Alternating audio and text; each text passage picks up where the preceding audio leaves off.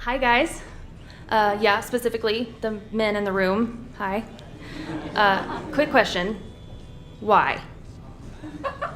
Why are men? Yeah, no, I know, not all men. But this one guy I was dating a couple years ago, yeah, screw him in particular. We were living in different cities, first mistake, and our primary form of communication was via text. Things have been going great. I'm so scared, you guys. Okay, so I'm a singer, and I'm used to being on a stage, but I'm suddenly like, oh my God, where is my band? They're not here.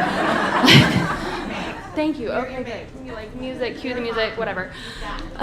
So suddenly my spidey senses started to tingle, and I knew that something had changed. The texts became more and more infrequent.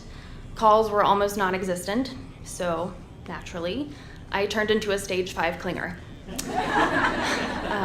Because I'm apparently a masochist or a closeted Catholic, which is basically the same thing. Oh my God.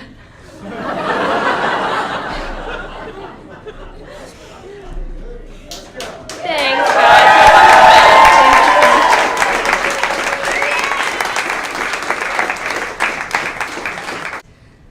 So eventually I made peace with the fact that our relationship was coming to an end, and about 2 weeks later I decided that I was going to put actual pants on again and go back to the land of the living.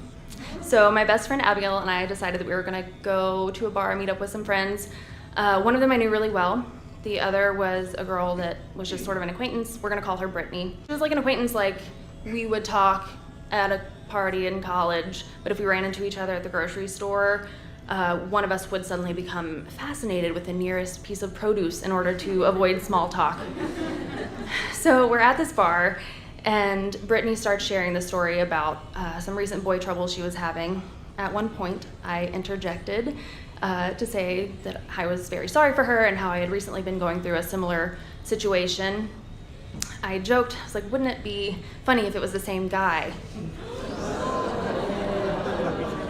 Smart.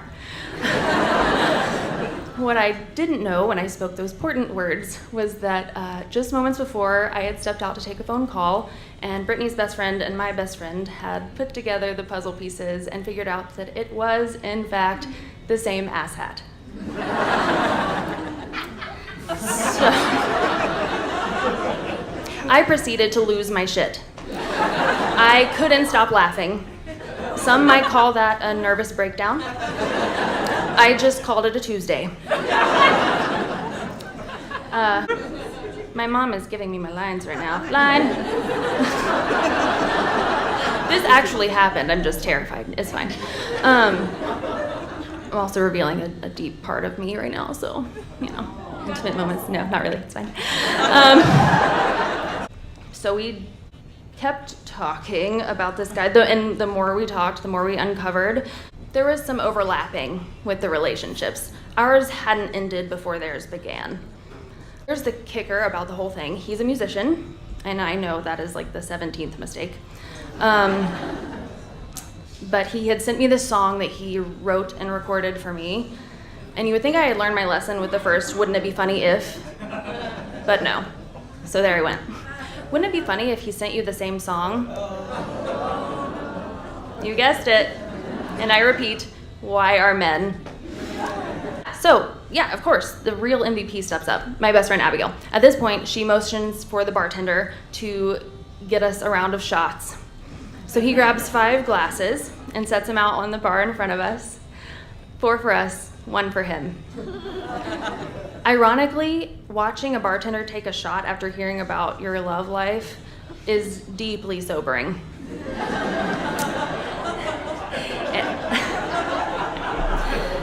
And yet, as I enter my 25th year of life, going into it, a couple weeks, I am honestly just kind of proud that I made the dumb choices and some of the lapses in judgment that you're supposed to make in your early 20s. I feel like it's like a rite of passage. I am entering a new chapter and ending an era with stories that'll make a bartender say, geez, dude, that's rough. And I've seen some shit. Cheers.